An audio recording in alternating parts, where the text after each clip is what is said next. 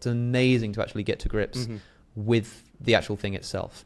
Now, you'll remember that this one of these ideas of double authorship or double conceptual motif in Isaiah says that the first half of Isaiah is up to verse 33, and 34 onwards is, this sort of second half of Isaiah.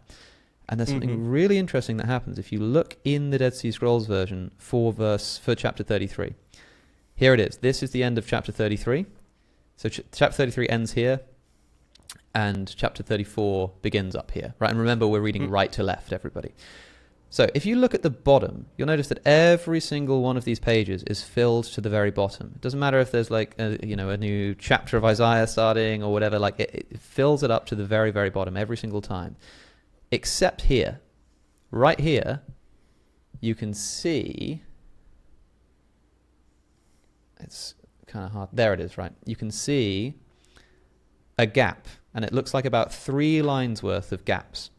This is the only place in the Isaiah scroll where that occurs, right at the end of verse 33. Everywhere else it's filled to the very, very bottom, except on the last page, of course. Now, again, this is not my area of expertise, but Kip Davis says emphatically to me when he's teaching me about this, I cannot stress this enough. Every other time we see this kind of gap, it indicates the end of one text and the beginning of the next. So, for example, in ancient copies of the minor prophets of the Old Testament, which we consider to be separate books, they're not like put on a new page with a title of the prophet. They are just indicated with a gap, with a line gap like that.